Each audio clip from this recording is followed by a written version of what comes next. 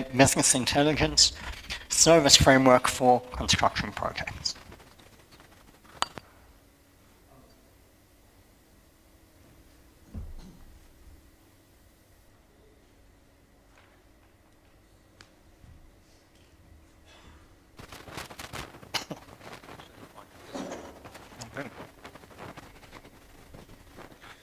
Good morning. This is the title of the paper that I'm going to present. The paper was actually written mainly by Frank Wang. He's the business intelligence lead at DPR, and he is the one that participated directly in the work that I'm going to present, jointly with Dean Reed, who is other of the co-authors. He and Frank were part of the team that did the work behind this paper, and Atul and I just helped a little bit. So this is a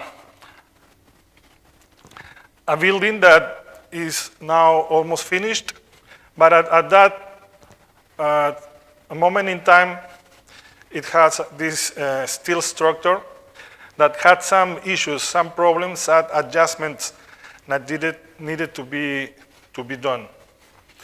And there were issues that led to have these three non-happy phases: the owner, the GC, and the steel fabricator. And I'm going to tell you the story about how these unhappy phases were turned into happy phases by using data analytics, data science, and business intelligence. So on the top, what we have are the phases of the construction of the project in which this happened. During the structural steel design, well, the structural steel was designed, but then during the pre-construction phase, the general contractor identified issues that led to the preparation of a change order, which was sent to the owner for review. The owner really didn't review the change order, but maybe because of the schedule pressures, authorized the changes. So the changes were authorized and modifications to the structural steel were made. Steel members modified in the shop and also steel reworked during erection of the steel frame. All this, of course, involved a cost. So when it came the moment of billing for the cost of the extra work, then there was a new project controls group established by the owner that didn't approve the payment and asked for more documentation to both the general contractor and the steel fabricator. So what the steel fabricator did was went into his manufacturing information system and extracted bill of materials, and also, well, sent them to the owner so that the change order hopefully would be, the payment would be approved. But he also sent to the owner shop drawings showing changes in different colors for each extra work estimation, which is the name that was used for the change orders. But again, the owner didn't approve the payment with this documentation that was sent to him and asked for more data, asked for shop hours, labor hours, authorizations to proceed with the work. At this stage, then, the steel fabricator and the general contractor really didn't know what to do, were confused because this was a huge quantity of data. There were 69 individual change orders, and each change order had at least 3,000 line items on each bill of materials. So it's 69 times 3,000. It's a lot of data. Even the owner was confused, was overwhelmed by the piles of submitted documents. And in addition, this was an owner that had incomplete understanding of the steel fabrication process. So here, we were in a very dangerous situation in which there were loss of trust was starting to happen rapidly, and there was the risk of losing the long-term relationship with the client, and hence the unhappy faces behind this. And here is where our hero comes into action. Frank acted as a solution architect, that data solution architect. He is more a business intelligence genius, I would say. He has a bachelor in architecture, so he understands the construction process, and he has a master's and a PhD on design computing, so it's a perfect mix. And in addition, he has like 6 or 7 years with DPR, so he knows about the process. And what he did is he made a data analysis proposal consisting on capturing the owner's intention, digest the owner's intention into a solution design, implement the solution inclusively on time, and enable scaling up the solution for other issues and projects. And here is how it happened. He had meetings, well, actually one meeting with the owner, where the GC and the steel fabricator were also present. And what he did is he was able to translate the owner high-level guidance into design criteria. And this design criteria is what made up the data strategy. It was composed of multi-directional navigation, correlation and finding insights, trending by time, and data accuracy and transparency. So with this, he implemented the solution. He pulled the raw data from the different systems and did a lot of preparation and cleansing of the data, articulating missing deliverable fields through shop versus field classification, SCARP versus revenue classification, unit price for each part.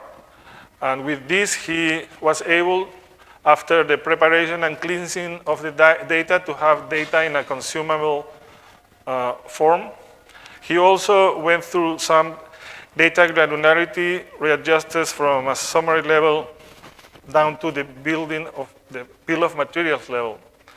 And with this, he prepared very nice, friendly dashboards with all the data that the owner had to review. And what happened, of course, is that the unhappy faces were turned into happy faces. The total invoiced amount was aligned with the breakdown of the per part level. And these are just some views of the dashboard. At the top, you can see the 69 change orders. And on the right, there are functionalities for filtering by any criteria that the owner, the general contractor, or the steel fabricator needs.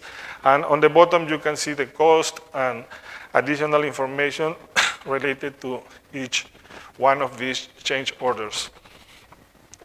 So this is the story.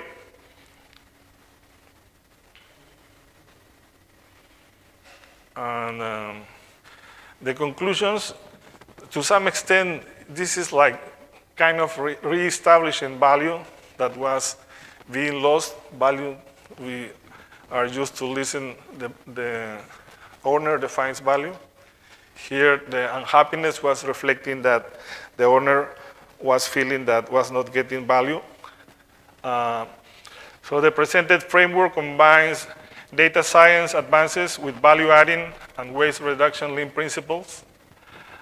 It shows that working together, the team delivered a full solution within a week, which is amazing. All this was done within a week, including gathering business requirements, designing outcomes visuals, aligning and collecting raw data, establishing the analytic model, and data transformation and cleaning.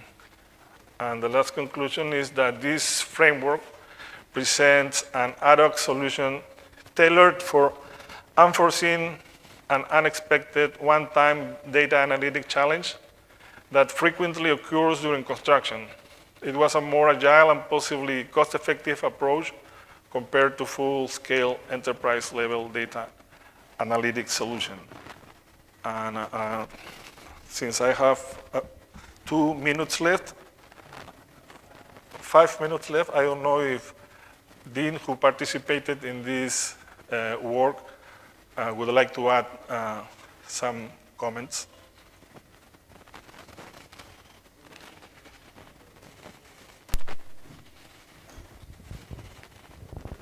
Well, as Leonardo said, trust was breaking down, had already eroded substantially. This actually went on for about 8 or 9 months that we had to work through this process, mostly failing to align with the new project controls group and our team, and it consumed a tremendous amount of time and energy that was taken away from managing forward the project. So it was a hard lesson. One of them from our standpoint was that we had to look at ourselves in the mirror, which is never easy, and realize that we, and certainly the steel fabricator, provided the data that we assumed would be sufficient for the owner. But they had changed their personnel and their approach, and it wasn't. And we did not really have the conversation with them until we were at the point of breakdown.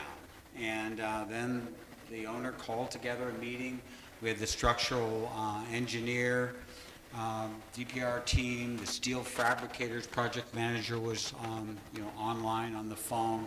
This one took 3-4 hours just for this meeting, and we finally ended up with the owner controls lead just writing on a large tablet what they needed to see so we could understand and this process could begin.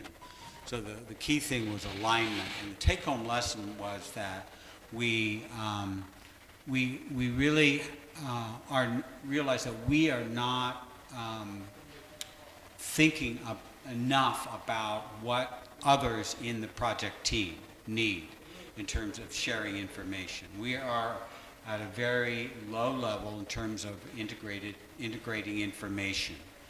So, and the other thing, just as a side note on terms of the technology, is we had the Tekla model. We had it.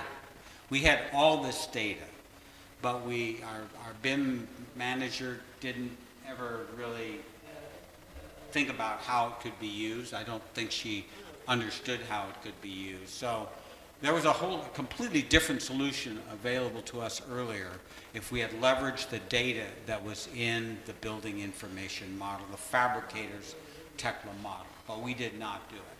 So it was a great learning experience. It was a dramatic, rescue at sea by Frank Wang, and our team really pitched in. So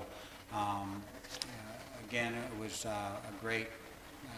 It came out well. I mean, it's not a great story, but we learned a lot from it. Thank you.